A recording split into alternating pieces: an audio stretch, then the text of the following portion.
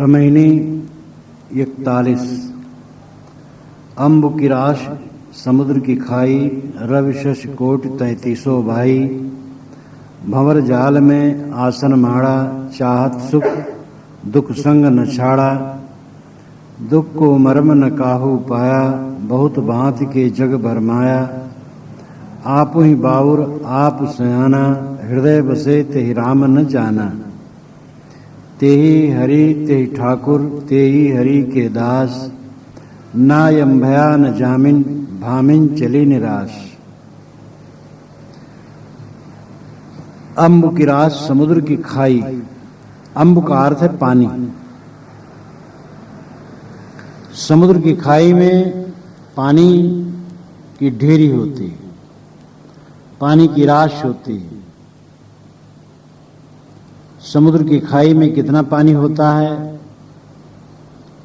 ये अंदाज लगाना बड़ा मुश्किल है।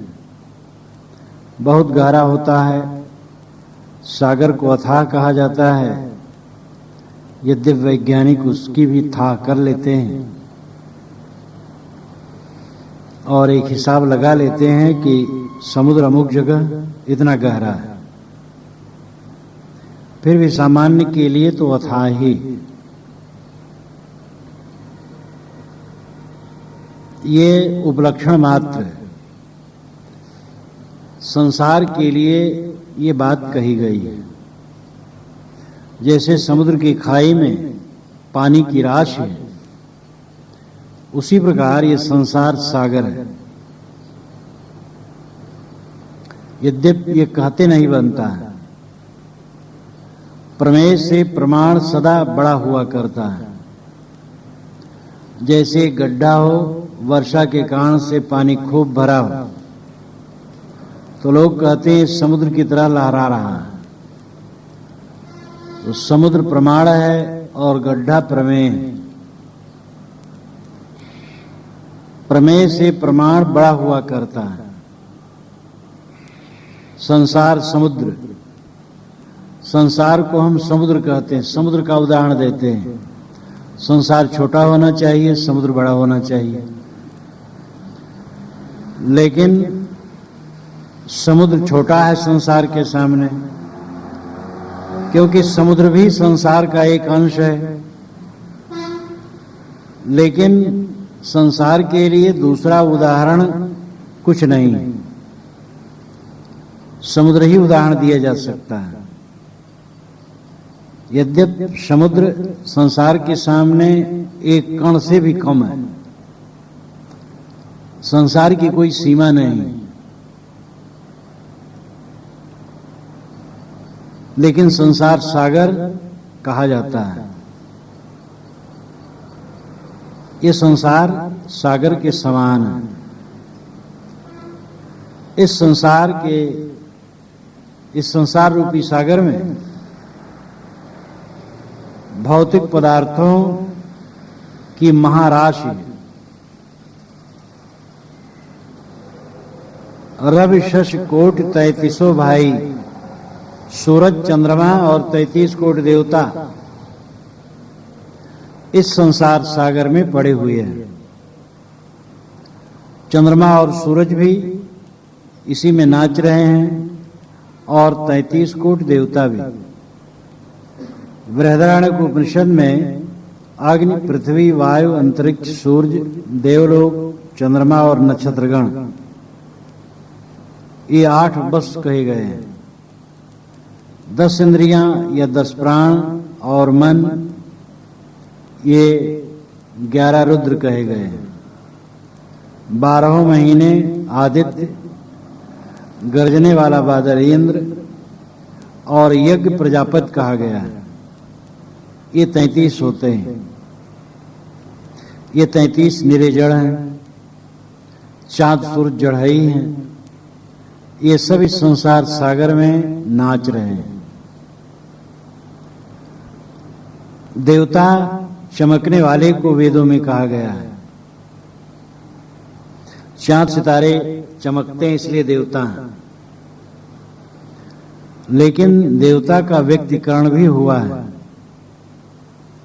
सज्जन को देवता कहा गया है। देवता पुराणों को पढ़ने से पता लगता है, अनुमान किया जाता है कि मनुष्यों का एक वर्ग रहा है जो धनी और विलासी रहा है और ये उत्तराखंड की तरफ बसा रहा है। रामायण को पढ़ने से पता लगता है देवलोक पर उसने जब विजय प्राप्त करने के लिए मनसा की है तो लंका से हिमालय पर आकर के पड़ाव डाला है और वहीं से देवताओं पर हमला किया है। आधुनिक एक वैदिक विद्वान ने एक कल्पना की है कि देवलोक उत्तराखंड में था और वहां विलासी भावना थी, किसी भी पुरुष की वहां शादी और स्त्री की शादी नहीं होती थी, वे बिना शादी के रहते थे, छुट्टे, अनियंत्रित। और भारतवर्ष से धनी मानी लोग खूब पैसा कमा कर वहां जाते थे, रहते थे, भोग विलास करते थे, उनका पैसा खत्म हो जाता था तो लौट आते थे। छिड़ी पुड़ी मृतलोक की विसंत यही है। पुण्य क्षीण हो गया तो स्वर्ग से मृतलोक में मनुष्य आ गया, मतलब धन जो कमा करके ले गए थे वो खत्म हो गया तो फिर यहां आ गए।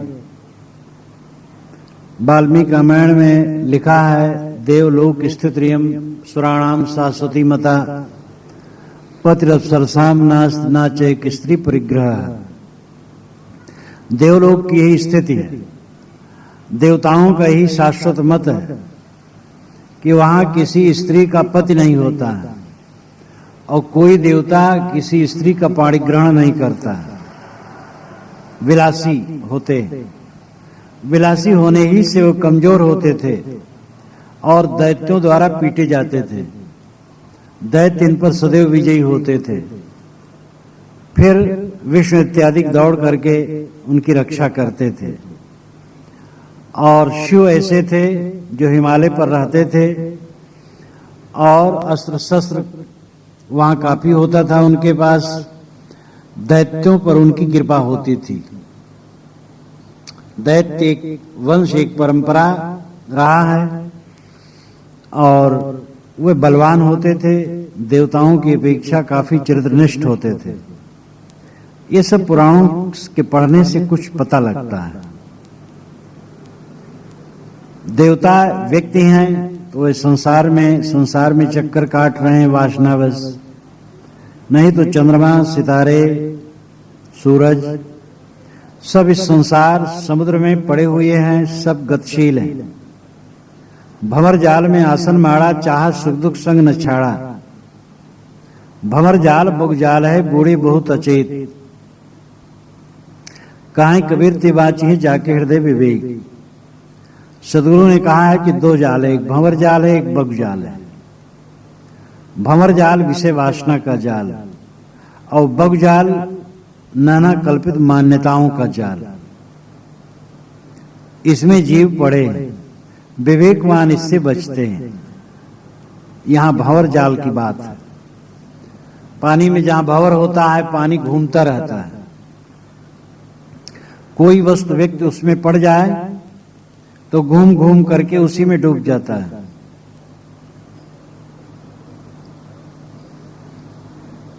इसी प्रकार ये संसार का मोह भंवर जाल है।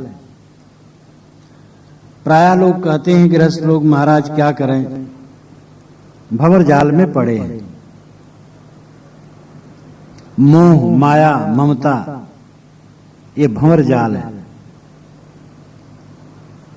अगर रासायनिक दृष्टि हमारी होती, यानी हम इतनी सूक्ष्मता से देख सकते वस्तुओं को, वस्तुओं में जो रासायनिक परिवर्तन होता है उसको देख पाते, तो हम देखते टेबल कोहरे के समान कांप रहा है।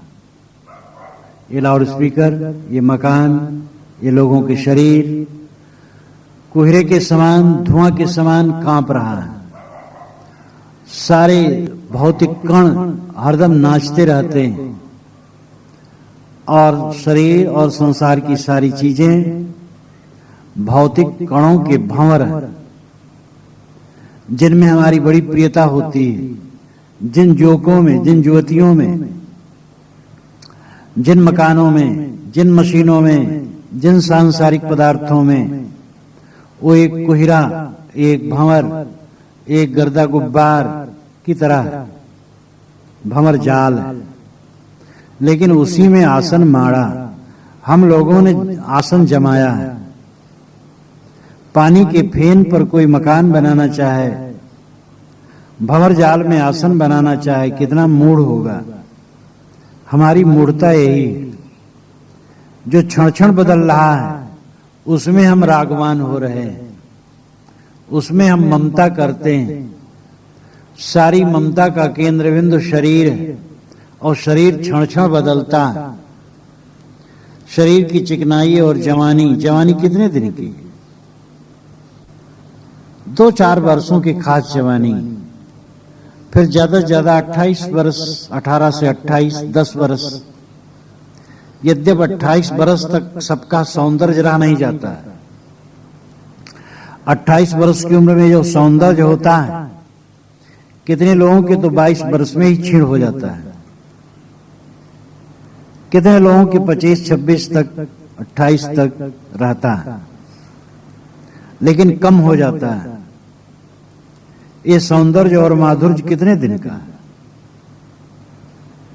सब पानी की फेनाओं और भंवर की तरह है। शरीर के अहंकार से काम वासना उत्पन्न होती है। शरीर के अहंकार से मान सम्मान की भावना, अहंकार, अनेक विकार होते हैं। शरीर का अहंकार सारे बंधनों का कारण है और वो शरीर ही क्षण क्षण गल रहा है। ऐसे शरीर का अहंकार करके हम डूबे हुए हैं मोह माया में। काम वासना की शुरुआत में शरीर का अहंकार रहता है।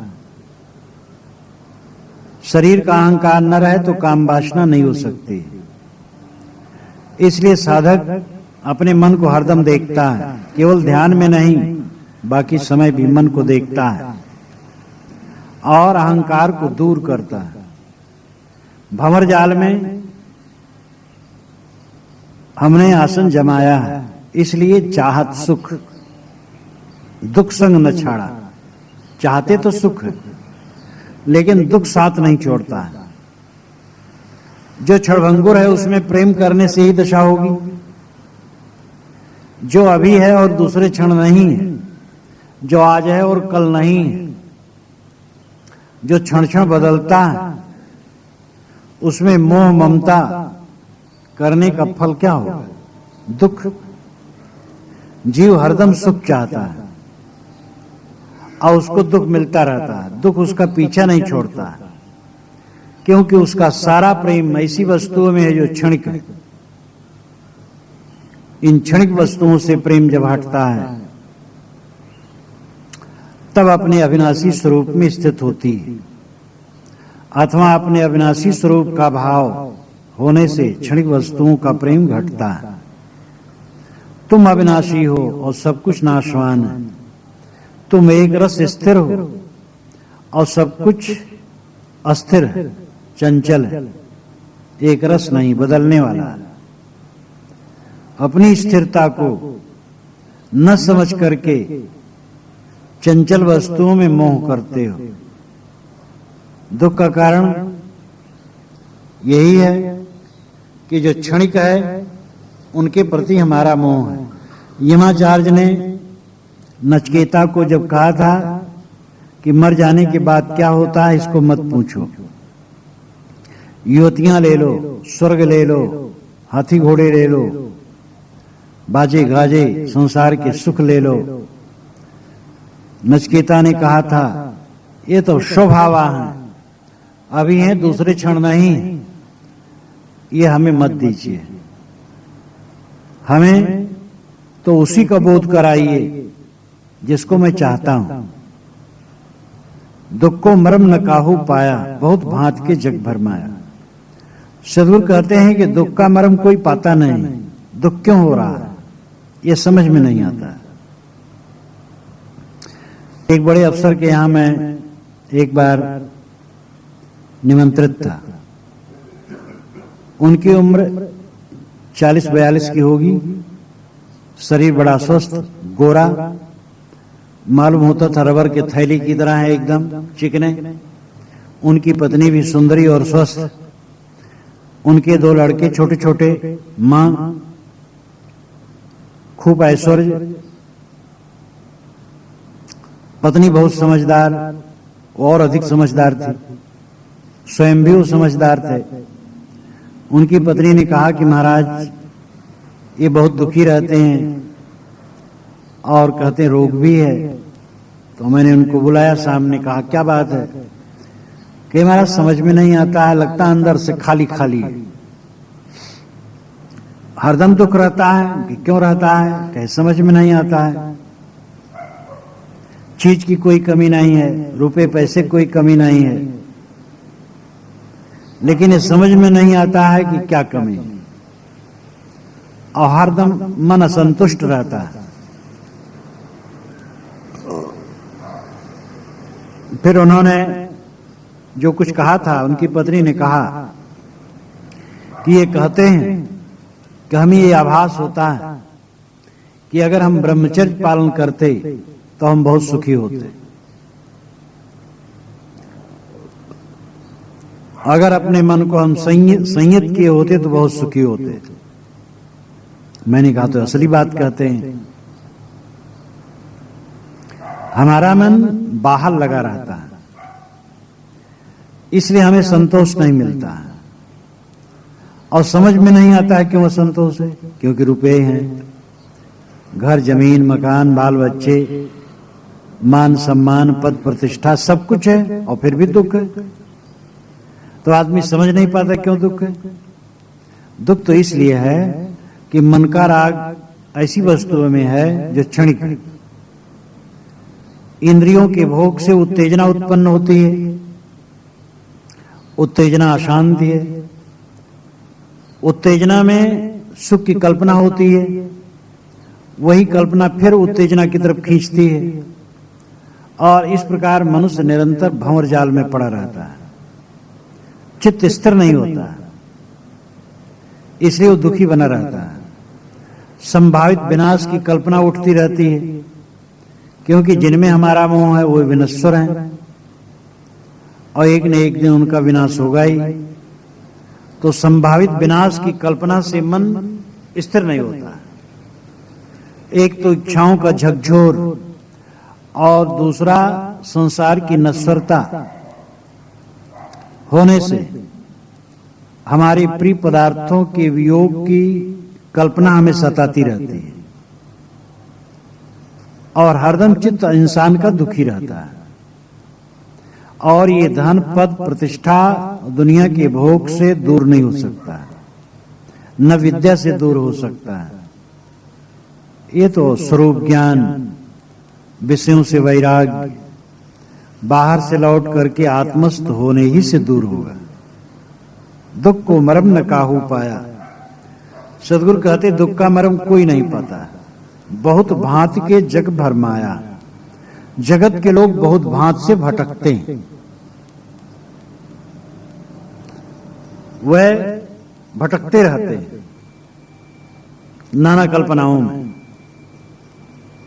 बहुत भांत के मतलब अनेक प्रकार से भटकते रहते हैं। विषय वासनाओं में ममता होने से, भोग वस्तुओं में ममता होने से उनके अंदर सदैव जलन बनी रहती है, और उनके छूट जाने का भय बना रहता है। इसलिए नाना देवी देवता, मंत्र तंत्र और नाना प्रकार की कल्पनाएं उनके चित्त को चालती रहती हैं। अब आदमी भटकता रहता है। संसार की वस्तुएं स्थिर बनी रहें, पद बना रहे, प्रतिष्ठा बनी रहे, इसके लिए आदमी कहां कहां नहीं भटकता है। ये बड़े बड़े नेता कहलाने वाले, तंत्र मंत्र करने वालों के पीछे लगे रहते हैं, इतने कमजोर होते हैं। राजनेताओं को देखो तो उनके हाथों की उंगलियों में इतनी अंगूठियां होती हैं कि कई नेताओं के तो उंगलियां घट जाती हैं, अंगूठियां बढ़ जाती हैं। एक उंगली में भी दो दो अंगूठियां, जो जैसे बता दिया वैसे करते रहते हैं। नेता लोग सबसे ज्यादा कमजोर होते हैं, और आज के नेता प्रायः जो जितना मायावी मन का होगा उतना कमजोर होगा।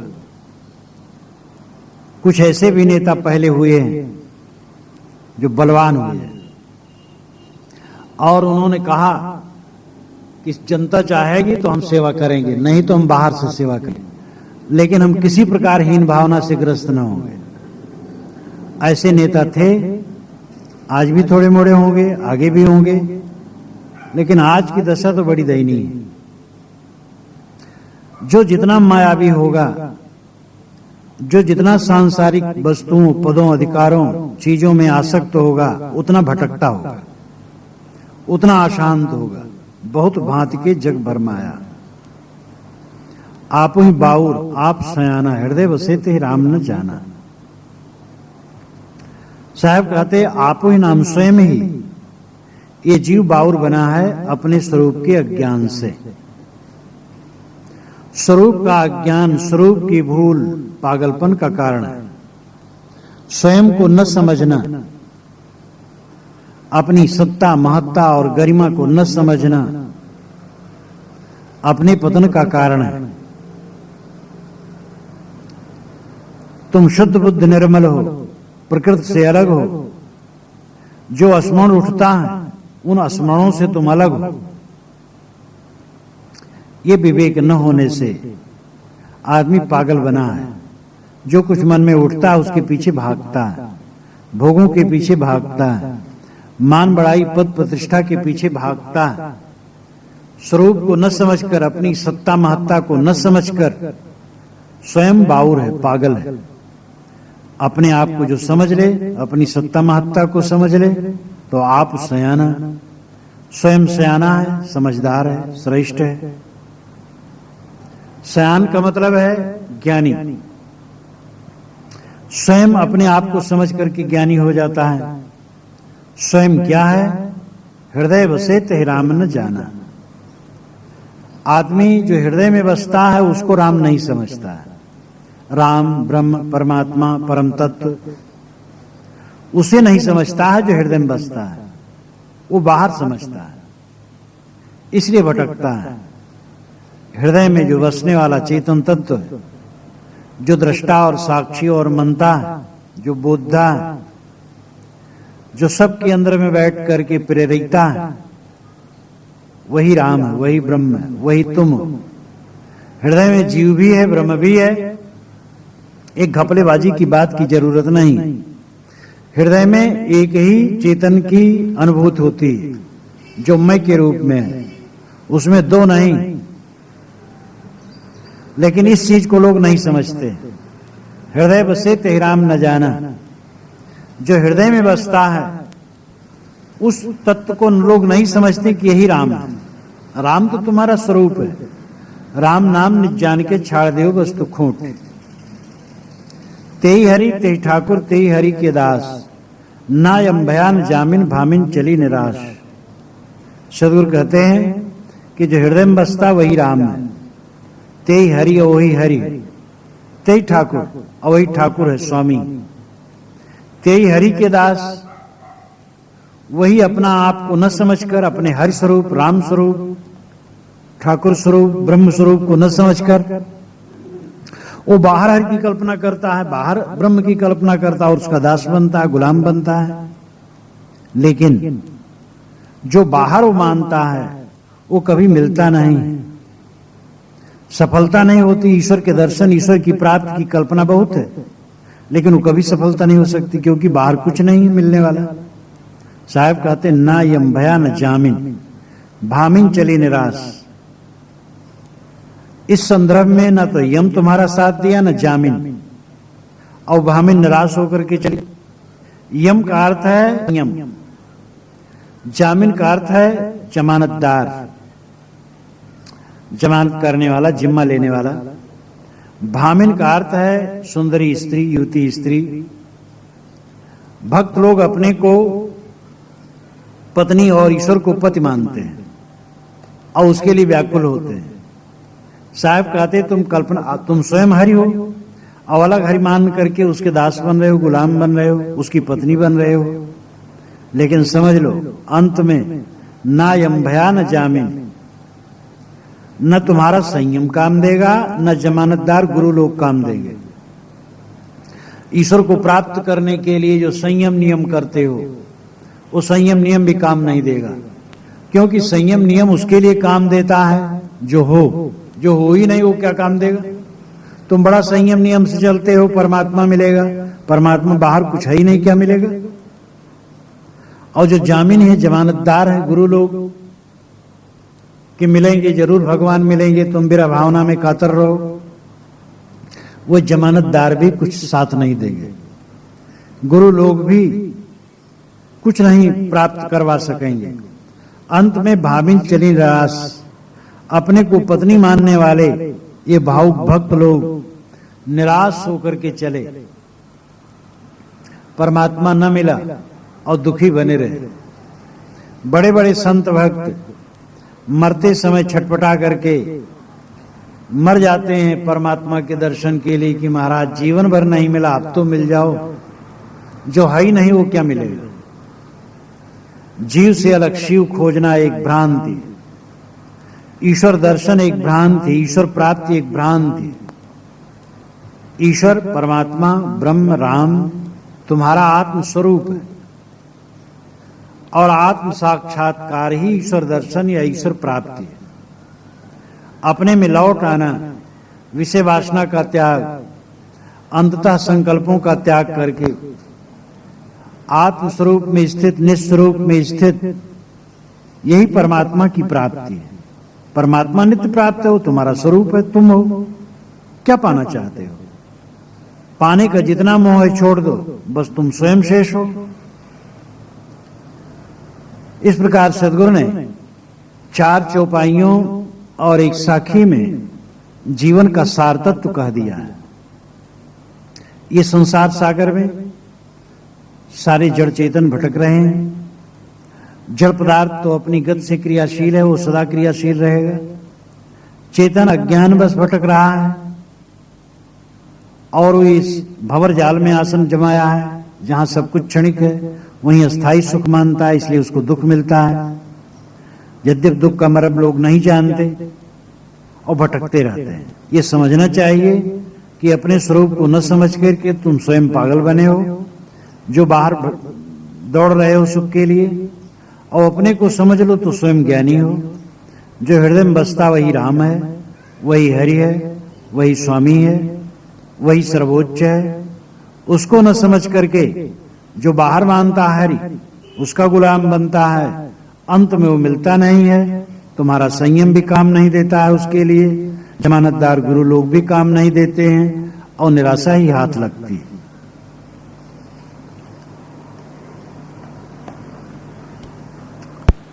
अगर प्रकृति का संयोग न मिले तो वृक्षाकार नहीं हो सकता।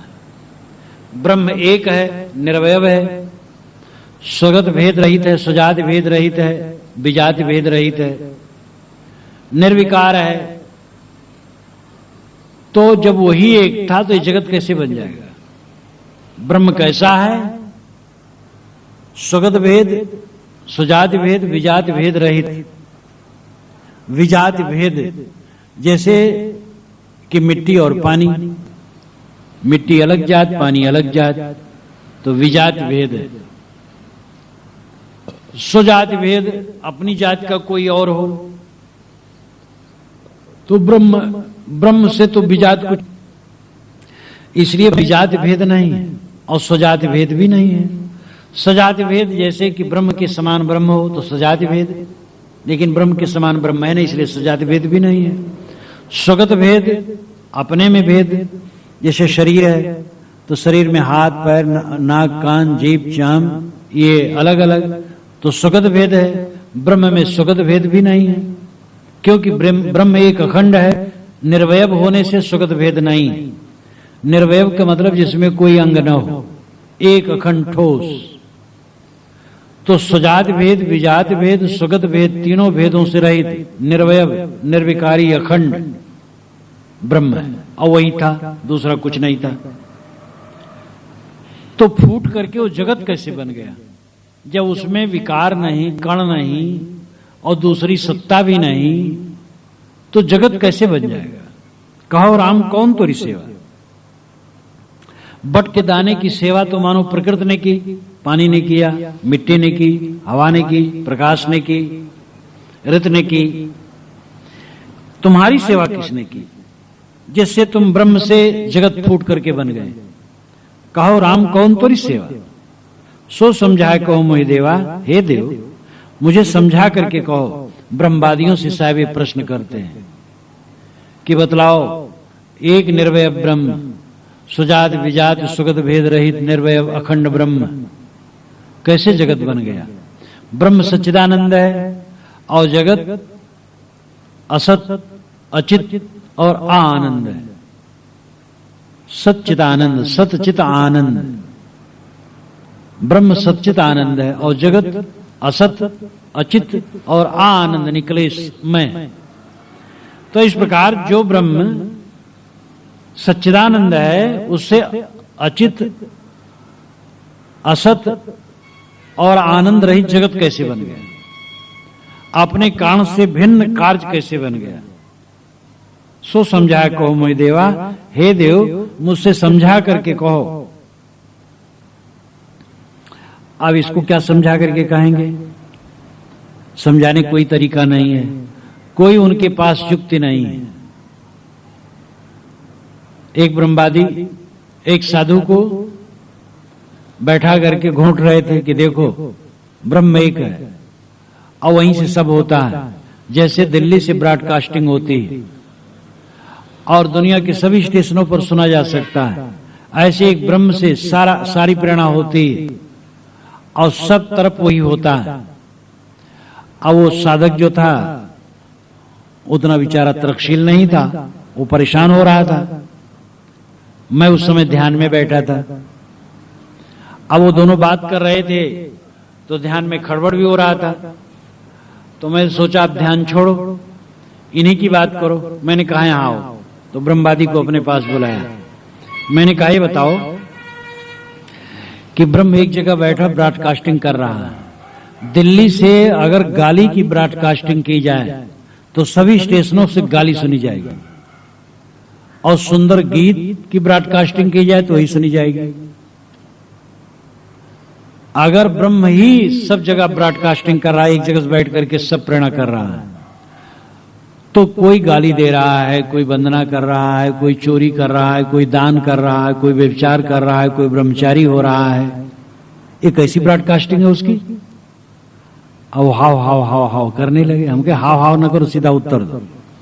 अब उत्तर क्या दे? चुप होके बैठ गए। हम कहे ब्रॉडकास्टिंग का ढकोसला छोड़ो, ये सब जीव स्वतंत्र है और जैसा जो करता वैसा भरता है। उसमें एक की ब्रॉडकास्टिंग कहां चलती है? कहते हैं कि अद्वैतता ही पूरा ज्ञान है। रात में भादो रात की अंधियारी हो, एकदम काला काला सर्वत्र दिखाई देता है और कुछ पता नहीं चलता, केवल अद्वैत। तो क्या उसको ज्ञान कहा जाएगा? जब सूरज उगता है, अलग अलग वस्तुएं, व्यक्ति, सब चीजें दिखाई देती, उसको ज्ञान कहा जाता है। रात की घोर अंधियारी में अद्वैतता, लेकिन वो ज्ञान नहीं है। सूरज के प्रकाश में विभिन्नत्व का जो बोध है, यही ज्ञान है। इंग्लिश जो नहीं जानता, इंग्लिश की किताब खोल दो, करिया अक्षर भैंस बराबर, सब बराबर है अक्षर, उसके लिए कुछ भेद नहीं है, अभेद है, तो क्या ज्ञान कहलाएगा? जो इंग्लिश का ज्ञाता है, खोलो उसके सामने तो सब पता चल जाएगा, ये है, ये चीज लिखा, ये चीज लिखा, तो वो ज्ञानी है। ऐसे कोई भाषा हो, पढ़ा लिखा जो नहीं है उसके लिए सारे अक्षर एक बराबर है, अद्वैत है, तो क्या ये ज्ञान नहीं होगा? ज्ञान होगा विभिन्नत्व का बोध। तो जो मान लिया जाता है कि एकत्व का बोध ही ज्ञान है, भूल करते हैं। एकत्व का बोध ज्ञान नहीं, विभिन्नत्व का बोध ज्ञान है। हाँ, ये बात सच है कि जब संकल्प शांत हो जाते हैं और संकल्प शांत होने से विभिन्नत्व मिट जाता है और आत्मस्थ साधक हो जाता है, वो एकत्व ठीक है। स्वरूप का एकत्व, स्वरूप में एक स्थित हो जाना, जड़ चेतन सब कुछ मिलाकर के एकत्व, तो महाभ्रम है, महाज्ञान है। तो जो लोग कहते हैं कि अद्वैतता ही बोध है, तो जड़ चेतन को एक मिला करके नहीं, किंतु असंग हो करके अद्वैतता। अपने आप को ये समझ लेना कि मैं सबसे अलग हूं। अब अलग जो है वो अकेला है, अद्वैत है। यही बोध है, यही वास्तविकता है। जड़ चेतन एक में मिला करके अद्वैत है, ये मानना महाभ्रम है, महाज्ञान है। सदगुरु कबीर ने इस पर काफी प्रहार किया है, क्योंकि ये गलत है। आध्यात्मिक दृष्टि से अविद्या का अर्थ ही है जड़ चेतन एक मान लेना, और अंतिमी ब्रह्मवाद की दृष्टि से विद्या यह है कि जड़ चेतन को एक मान ले, यही विद्या है। ज्ञान का उच्चतम शिखर है वेदांतियों के ख्याल से जड़ चेतन एक मान लेना। एक ब्रह्मवादी हमारे पास बैठे थे, व्यंग में कहने लगे, 2 किताबें थी, कहे 2 किताब अलग अलग एक में कैसे हो गई? जड़ चेतन एक है, कैसे बद गया? मैंने कहा नहीं स्वामी जी, जड़ चेतन 2 कहां है? अरे एक है। वो कहे जड़ चेतन 2 अलग अलग है, तो एक कैसे हो गई? एक में मिल कैसे बंधन हो गया? जब जीव अलग था, चेतन जड़ अलग था, कैसे एक में बंध गया? हम कहे नहीं स्वामी जी, जड़ चेतन एक है, 2 कहां? देह आत्मा एक ही चीज है। अब बेचारे वो परेशान हो गए, क्योंकि वे लोग भी बारंबार कहते हैं कि मैं देह नहीं हूं, आत्मा हूं। एक बार कहते हो देह आत्मा 2 है, एक बार कहते हो देह आत्मा 1 है, तो समझ का कुछ भी ठिकाना नहीं है। फुरफुर कहो मार सब कोई, झूठे ही झूठा संगत हुई। साहब कहते फुरफुर कहो मार सब कोई। अगर फुरफुर कहा जाए तो सब कोई मारने दौड़ते हैं, यानी सत्य को हो तो लोग रुष्ट हो जाते हैं। झूठे झूठा संगत हुई, झूठे लोग झूठे की संगत में बैठ करके कहते हम सत्संग करते हैं, जड़ चेतन एक है, ये सत्संग है। आत्मा अनात्मा 2 नहीं है, एक है, ये सत्संग है। अगर ये सत्संग है तो कुसंग क्या है? पहले ब्रह्मवादी लोग साधारण जिज्ञासुओं को कहते हैं कि तुम आत्मा हो, देह नहीं हो, और वो पंचीकरण का निर्णय करते हैं, पृथ्वी जल अग्नि वायु आकाश तुमसे अलग है, पंचकोश अलग है, तुम इन सबसे अलग शुद्ध चैतन्य शुद्ध आत्मा हो। लेकिन अंत में कहते हैं ये सारा जगत तुम ही हो। इसलिए रामराज साहब ने व्यंग किया है, अज्ञानी ज्ञानी करे, ज्ञानी करे अचेत। ये ब्रह्मज्ञानी लोग अज्ञानी को तो ज्ञानी बनाते हो, ज्ञानी को अचेत करते हैं। साधारण अज्ञानी आदमी को कहते हैं कि तुम देह नहीं आत्मा हो, और जब ज्ञानी हो जाता है आदमी तब कहते हैं तुम पूरा संसार ही हो, ये सारा जगत तुम ही हो। तो इस प्रकार झूठे झूठा संगत हुई, झूठे झूठे मिलकर के सत्संग कर रहे हैं और जड़ चेतन एक कह रहे हैं। ये भी प्रक्रिया बताई जाती है कि आत्मन आकाशा संभूत, आकाशाद वायु, वायु अग्नि, अग्नि राप दिव्य पृथ्वी। आकाश से आत्मा से आकाश उत्पन्न हुआ, आकाश से वायु, वायु से अग्नि, अग्नि से जल, जल से पृथ्वी, पृथ्वी से औषधियां और संसार पैदा हो गया। इसलिए ब्रह्मवादी कहते हैं एक ब्रह्म होने के लिए क्या करना है तुम्हें? मिट्टी को पानी में मिला दो, पानी को आग में मिला दो, आग को हवा में मिला दो, और हवा को आकाश में मिला दो, आकाश को आत्मा में मिला दो, बस एक ब्रह्म। एक ब्रह्मवादी ने जब उपदेश किया तो एक भक्त ने कहा स्वामी जी मुझे एक प्रश्न है। हाँ कहो क्या है? जो प्रश्न कहो मैं बिल्कुल उसका समाधान करूंगा। कहे स्वामी जी आपने कहा है मिट्टी को पानी में, पानी को आग में, आग को हवा में, हवा को आकाश में, आकाश को आत्मा में मिला दे। स्वामी जी कृपा करके हम एक कड़ी चाहते हैं, हम थोड़ी मिट्टी ले आओ, पानी ले आओ, दोनों मिला दीजिए और मिल जाए पूर्ण रूप से, तब आगे की बात हम करें। और चुप हो गए कि महाराज हम आप मिट्टी पानी मिला देंगे, उस समय मिला रहेगा, फिर तपाया जाए पानी उड़ जाएगा, मिट्टी रह जाएगा, मिलेगा नहीं। और सब कुछ मिला करके आत्मा में पहुंच जाना चाहते हैं, आत्मा में कुल मिल जाएगा। आत्मा जो चेतन है उसमें माटी गोबर सब मिल जाएगा, तो आपका कौन सा ज्ञान है? अब बेचारे वो कुछ उत्तर नहीं दे सके। कैसी अद्भुत बातें लोग करते हैं। अपने मुख की वार्ता सुने न अपने कान, अपने मुख की बात अपने कान से ही नहीं सुन पाते। आंधर कहें सबे हम देखा, तां दिठियार बैठ मुख पेखा। साहब यहां बड़ी तीव्रता से तीखी बात कहते हैं। आंधर लोग कहते हैं हमने सब देखा है, और वहां दिठियार नाम आंख वाले बैठ करके बेचारे उनका मुख देखते हैं। जिनकी आंखें नहीं हैं वो कहते हैं मैं त्रैलोक देख रहा हूं, और आंख वाले उनका मुख देख रहे हैं कि भैया ये तो बड़ा अजीब है। इनकी आंखें नहीं है और कहते सारे संसार को हम देख रहे हैं, और हम लोग आंख वाले इनके सामने बुद्धू बने बैठे हैं। इस साहब का बहुत बड़ा व्यंग है। जो वस्तु हो जैसे हो उसको वैसे स्वीकारना आंख वाला होना है। रहे कुछ कहे कुछ, ये तो विवेक की बात नहीं है। जैसे प्रतीत हो वैसे कहे और वैसे समझे, यह सच्चा ज्ञान है। प्रतीत होता है द्वैत कहते हैं अद्वैत। द्वैत न प्रतीत हो तो उपदेश किसको करते हैं? एक ब्रह्मवादी को एक पारखी संत ने नमस्कार किया, वो खड़े हो गए, प्रत्याभिवादन नहीं किया, क्योंकि मैं ही ब्रह्म हूं, दूसरा कोई है नहीं, तो अभिवादन प्रत्याभिवादन तो ब्रह्म है। तो पारखी संत ने कहा स्वामी जी कहां रहते हैं? खड़े हो गए वो और कहे ये पूछो मैं कहां नहीं रहता हूं। अब मैं सर्वत्र व्याप्त हूं तो कहां रहता हूं पूछने बेकार है, मैं तो सर्वत्र व्याप्त हूं। तो उन्होंने कहा महाराज आपके मूछ में कितने बाल हैं? और कुछ उत्तर नहीं। सब कुछ आप जानते, इतना बता दीजिए आपके मूछ में कितने बाल हैं।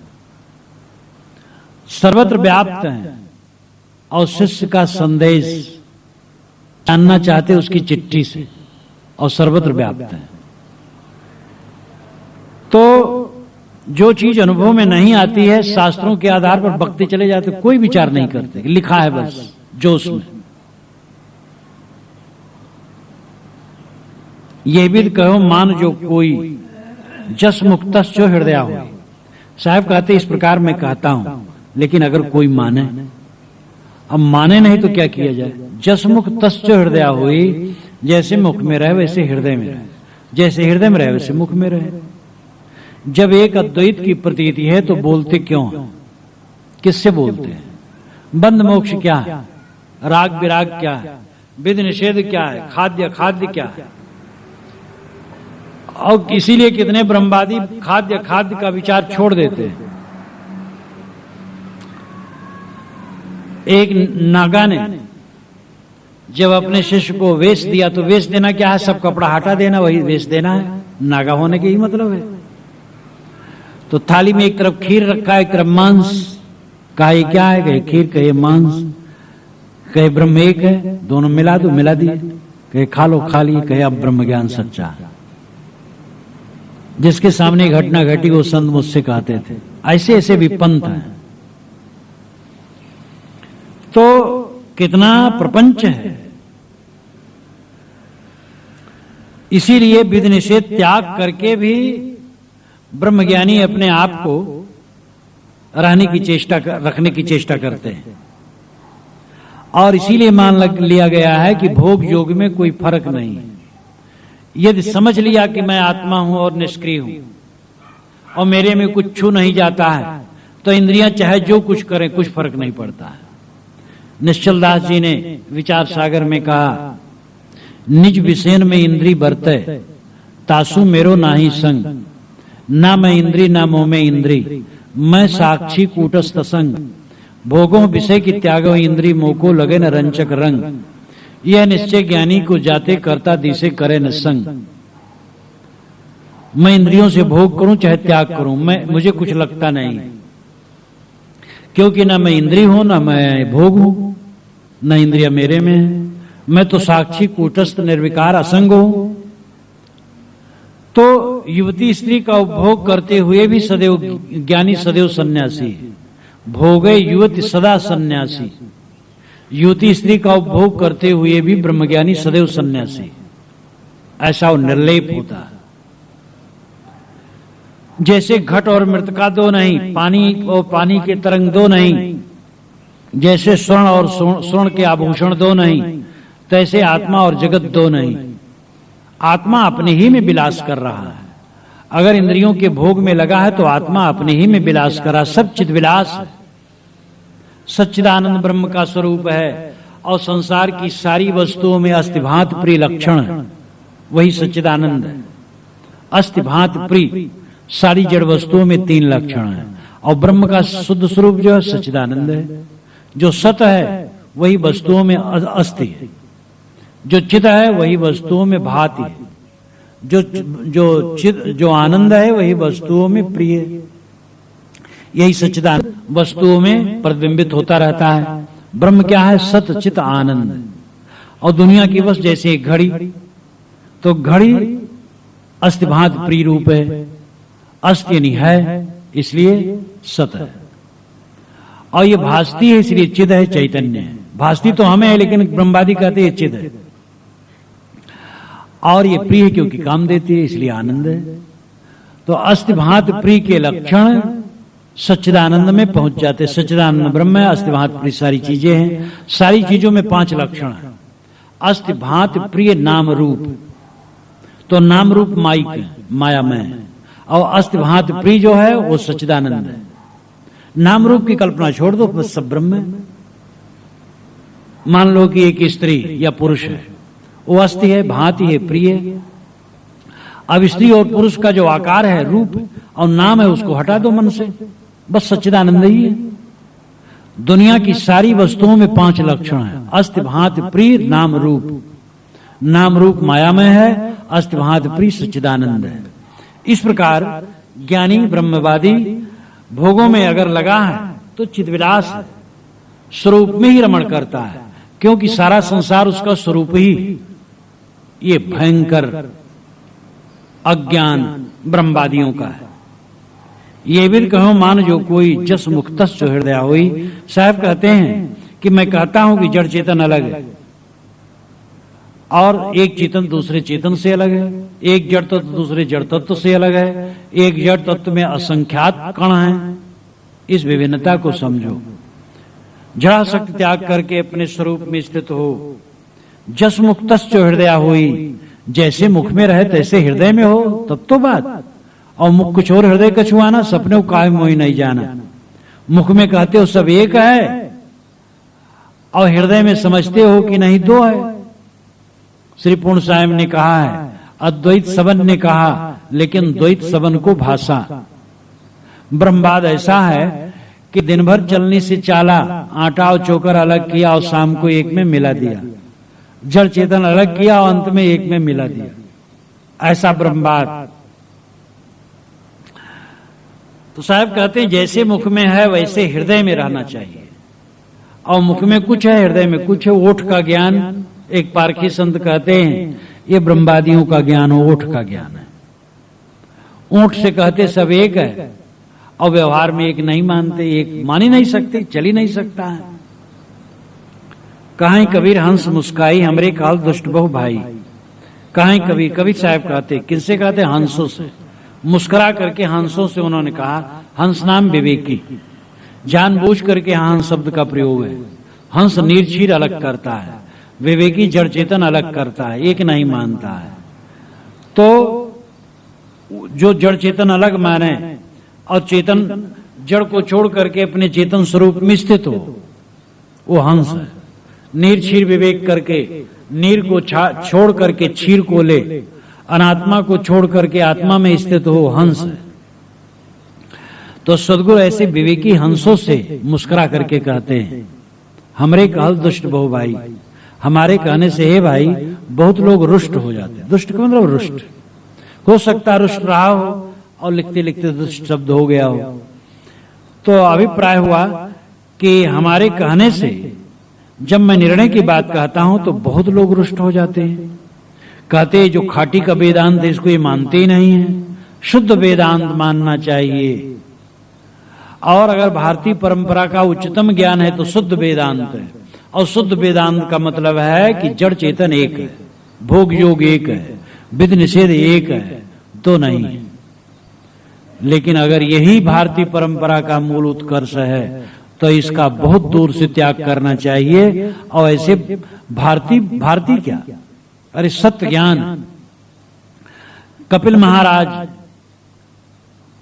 जिनका नीरक्षीर विवेक का ज्ञान है, क्या वह भारतीय है?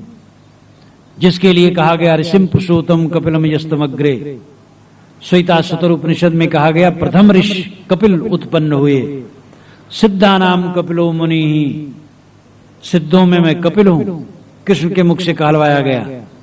सांख्यम विशालम परमम पुराणम महारणम विमल मुदार कांतम, सांख्य दर्शन विशाल है, सागर के समान है, महान उदार चमकीला ज्ञानमय है और बहुत विवेकपूर्ण है।